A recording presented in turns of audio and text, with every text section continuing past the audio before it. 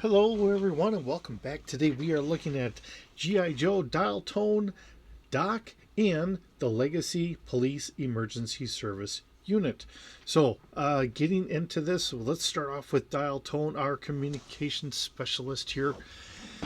Another one of these figures that has come out fairly recently. I don't remember exactly when he came out, to be completely honest with you.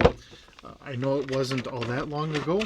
I was able to get him, unfortunately, and I've said this a couple times, where locally I'm not able to get anything from, say, like my local Walmarts or whatever. I can get stuff at, say, like Target.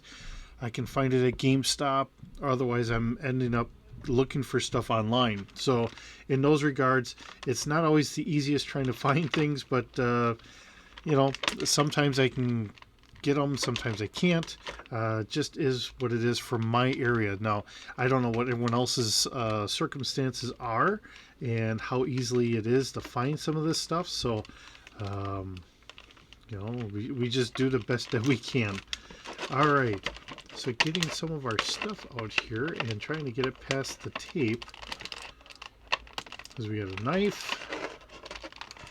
We have what looks like a cell phone. That's kind of a scary thought because I don't know how well that's printed on or a sticker. So having it right where that tape sits, I don't know how well that is. And then we have his little dish, his classic backpack, with all of his communications gear, and of course, Dial Tone himself. All right, and his beret fell off. I'm trying to put it on backwards. All right. So here we are. If I can keep his beret on. Okay. So, Dial Tone looking very iconic in how he was originally kind of set up in the cartoon series. The nice baggy BDU, black BDU pants and combat boots. Going backwards with them. We don't have a lot of extra movement and about one, almost like a click going forward. Not a lot there. We do have that swivel a little bit, but once we start getting towards the outside, because we have our sheath for a boot sheath for the knife, and it's more of a straight blade knife. Almost looks like it's a non-collapsing, but it looks like it could almost be a collapsing knife. So a nice combat knife there nonetheless. And then once we start getting up here, we do have the double knees. Hoping that I can get this joint to move. So he is able to stretch his leg out pretty good there. That works pretty well. He's got a walkie-talkie sitting in here, and this is all collapsed in. So unfortunately, we're not going to be able to take that out and have him talk on his walkie-talkie. And with his backpack being the way it is, I'm kind of surprised we actually have a walkie-talkie on him in that regard. All right, so getting all of our gear here. Now, I'm kind of confused in some regards. All right, so we have his communications backpack, and this is pretty nice.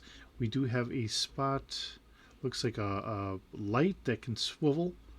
We have like another little node here, some pockets and all that stuff. But this is, for the most part, all communications equipment. Okay. Okay. This is his phone. That's what fits in there. Okay. I'm just trying to figure this out because we have like a little pocket. It might not even be a phone. This looks more like it's a controller with a digital display. So you can take it for what what you think it really is there, and go with it there. Now we do have what looks like a battle rifle. Magazine does come out. Has a nice hook on there. I don't know what the hook is going to be for. If that's so it can just sit on here, so it's just out of his way when he's using his communication. And then we have the little dish here. Now there's a good name for this, and I cannot think of what it is offhand. So the idea is someone's having a conversation, you know, a ways away, you can use this dish to pick up whatever they're talking about, and you can do it covertly, you know, from say like a couple buildings away or so on and so forth. There is a certain type of name for that, but I'm just not thinking what it is today. Usually, whenever we start getting in front of the camera, then my mind just goes to mush. All right, we do have a double shoulder here, so there is an extra movement here. And of course, then we have our standard shoulder. It looks like up on our bicep, we have our swivel there. And we have a double elbow, so he can get to his gear here. Now, let's see. His wrist moves forward and backwards. He has his watch there. So does that mean that this one is going to be forward and back? He's got extra gear here, tech gear, so that's not really wanting to move. Just is what it is. All right, I'm going to put his rifle in his hand here.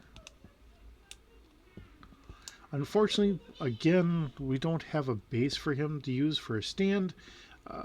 Kind of one of those things that they've been doing with the clear packaging again. I don't know why they do that, but they kind of do that. Getting his backpack on him, so that's going to put him a little back heavy. And that sits very iconically on his back like that. All right. And then we will get his dish here. So you can try and ease in on somebody else's conversation. You know, this works pretty good. Comes over decently for his mouth and that to be able to talk on his communications gear. I'm going to widen out his stance a little bit so hopefully he can hold everything. All the while I'm trying to get ready for the next figure, although I can cheat on the next figure here a little bit. Okay, so the next one being our police emergency service unit, we can have them in either the nice chocolate skin or the Caucasian skin color. Works out pretty good in that regard.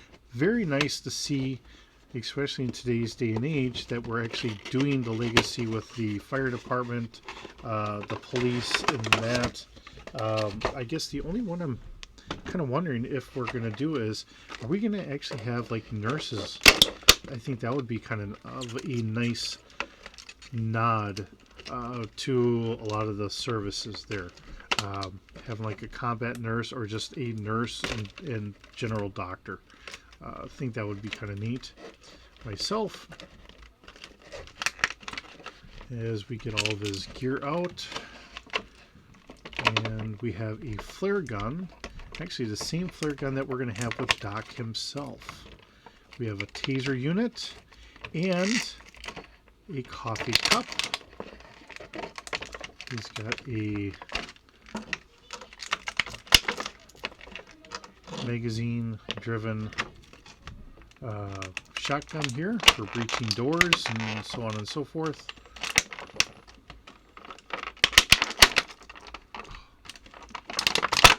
Alright, now we got them out. Now, really the only thing between if you want him to have the chocolate skin or the white skin, Caucasian here, is really just the head. That's all that's got to be swapped out here, and I've already done, because I picked up a second one because I wanted to have two gentlemen here, and I put the hat on him. We got to get his hat on, put him back in uniform here. Two gentlemen patrolling, keeping everyone safe, doing their duty. All right. No.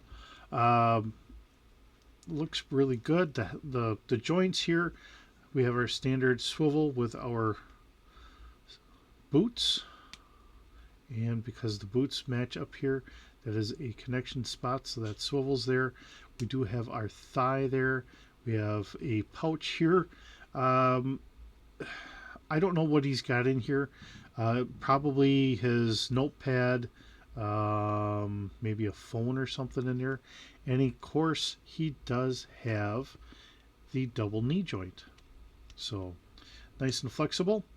And then when we get to the shoulder, we have that double shoulder joint there, and that works pretty good, as well as our bicep movement. And he has a double elbow here, so we can kind of get up close. So if he's going to talk on his radio, he can do that as well. And of course, then we have our standard head here, and we can look at the head a little bit closer. I'm not going to get all the gear on him, but I will show off the gear because we do have one all set up. So the head can move a little bit forward and backwards, and of course then we can kind of move him back and forth. So we do have a spare head. We do have a riot helmet if you want them to have the riot helmet. You see that I have the riot shield, but I don't have it fully on the arm as I knock over the other officer. So as we have our riot shield, and it's done up where it looks like it's been kind of hit a couple times, you can put your arm through here. I was just having a little bit of a difficulty trying to get the hand to want to slip underneath there, and seeing that you guys know me better than anyone else, I have a tendency of breaking things, so I didn't want to break the hand. That's why I have our guy sitting the way he is right now. All right, with that, then we have our taser. So if somebody's getting out of hand, they're not complying, and they have to, we can use the taser to disable them. We have a flare gun, so that way hopefully we can call for help. We have some glasses. I didn't put the glasses on the other gentleman, but we do have glasses, safety glasses for when you're shooting. We have our classic baton, so that way we can try and keep people in line, hopefully. We do have a handgun. I'm going to guess a 9mm of some sort. And we have an extra pair of handcuffs. Now I don't know how well this is going to sit on a standard action figure or whatever. The holder threw me for a loop because it's actually got like a notch here, so we can actually put it there and it'll dangle. So, and then we can put our baton back here. We do have a mount for a backpack, but I don't have a backpack for him at the moment, so we'll just leave that be. The taser, you could probably get the taser in one spot or the other. I had opted for getting the taser down here. And of course, now I'm going to have a hard time because I'm doing this right in front of the camera. All right, so the taser goes here. The flare gun, we do not have a spot for that. It doesn't actually fit in the holster. That is our sidearm. If we want to have this close up, we have to put the sidearm in there. The taser is not going to fit in there. Then of course we have our radio. And then we have a coffee cup from GIJoe's. So this would be from Roadblock's Aunt and Uncle's restaurant, GIJoe's Diner. And unfortunately, I'm going to call out a little bit of an issue. I can't get this in their hand. I don't know how I'm supposed to get this in their hand. Otherwise, I love this. We have an officer here with the coffee cup, so that way they can try and stay awake. Unfortunately, I just don't have a place to put it on their body itself. And then we have... Stand, sir. Okay. We have our shotgun. Now, I didn't try and do this before, but the magazine does come out, so we can take our drum magazine out, put it back in there, and there's quite a few rounds in there. I don't know how many it's actually supposed to hold. I'm going to guess that this is a semi-auto, so you can take out, I don't know, a couple doors with this, or what have you. And then we have, I think this is a poncho. I did not undo this for the other guys, so let's get this out now. And yes, it is a poncho. And it does say police on it. So, as they're out here in the rain, trying to keep everyone safe, we do have a poncho for them to try and help keep them dry while they're keeping everyone else nice and safe. And of course, as you can tell, they do have a flak vest, bulletproof vest, whatever you want to call that. When I was in the service, we called it a flak vest. If you want to call it a body armor, bulletproof vest, whatever you want to call it, that's a-okay with me. We'll just kind of go from here. All right, and last but not least, we have Doc. I was very happy when I got him, and unfortunately, I have yet to get him out. So here we are today, getting all this stuff out, and he's got some of the same stuff that we see with the officers. So he's got a taser, although his is all in all black instead of being like a safety officer kind of yellow. He does have the flare gun. So we have the same standard flare gun, except his is in the orange. Now we have a couple other things. So this is a little pocket that can go onto his Molly vest. He has his glasses, which he always was seen wearing. And then we have another piece that can go onto his vest, like another first aid kit. There's his combat helmet. This I thought was very nicely done when I had seen it in some other video. The fact that we have the stretcher and it folds up and it can be done or carried as a backpack, that is a very nifty idea. And then we have Doc himself. The man, the legend, the guy that keeps everyone else up and running. You know, quite often when we think of the people that are most important, we usually think about the people on the front lines, but you know, quite often it is the people that keep them well and safe to go out on the front lines that are actually just as important, if not sometimes more important, for everything. And unfortunately, I'm having a problem with his glasses. I can't keep them on, but he'd always been seen with his glasses on. And yes, they were always that same color green too. So I don't know why they had done it in that color, but they did. So it works out. We do have a spot for his backpack here, for his stretcher. If I can get that hole lined up. There it is. All right, so now we can carry that into the battlefield. We only have a spot for one. So, I don't know. I think I'm going to put probably the first aid kit on him. Seeing that he's our medic. And I thought that's a little bit more fitting for him. He does have a flashlight. Looks like he's got a pen. Probably has a notebook in here so that way he can write down all the notes he needs for whatever's going on. And when we look at his helmet, it looks like he's got some medication up here. Probably some standard aspirin stuff to hand out to the guys for dealing with whatever their instances are for whatever the mission is. And this is the newer style helmet, looking at it. It's got a mounting bracket here for the night optics and all that, so that's kind of nice. I'm going to try and see about getting this on him. The only problem I have with trying to get somebody's helmets on is trying to get over the nose, and I feel like I'm messing up the guy. Alright. There we go. On his chin. See if I can get his glasses on here.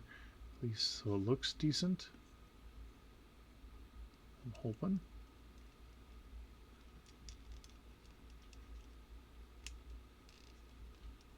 There. That looks fairly decent at least.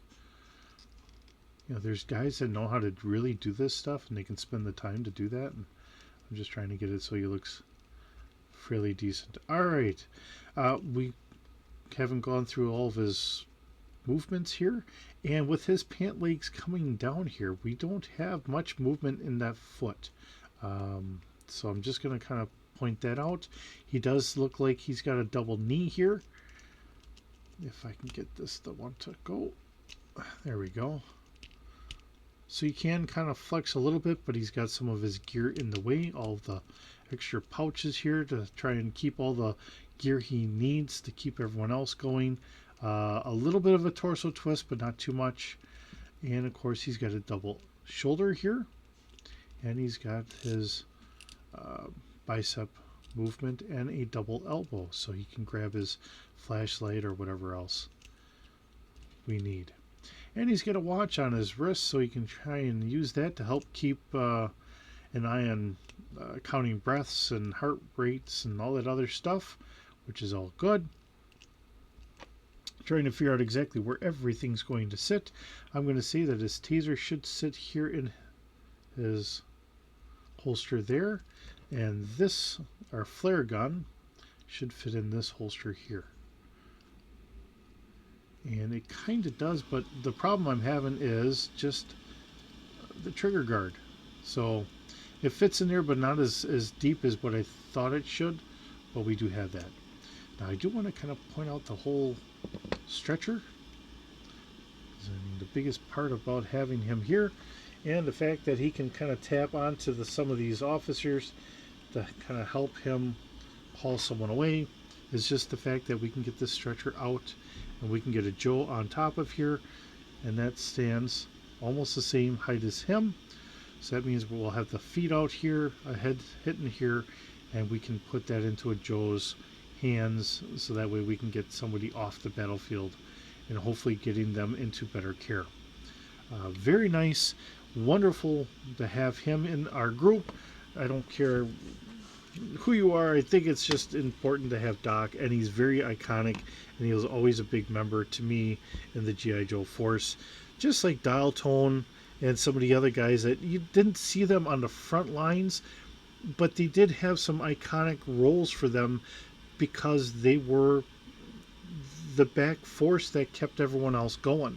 Sometimes they're coming up with the solutions to deal with Cobra's little, gadgets and all that stuff that the guys had to try and take care of on the front lines. And it's always needed to have these people in the back there that can help figure this out. And sometimes they did end up on the front line, but Doc is more of a pacifist, and having the taser and all that really fits for him. Dial Tone, I mean, he's been on the front line a couple times trying to deal with a couple things. So, it's fitting. They did a pretty good job, in my view, on doing these figures. Very still happy to see that they had done the Legacy Police. We do have the firefighters. I did not pick any of those up, but they do have the firefighters in that. And they're done the same way. So you can have someone with a chocolate skin or as a Caucasian team member as well. So if you know someone that's a firefighter, I think it's a nice gift to get for them being a firefighter, just to show them a little bit of appreciation. So with that being said, thank you so very much for joining me today. It's always wonderful having you here. Hope you're doing well, and I will see you in the next video.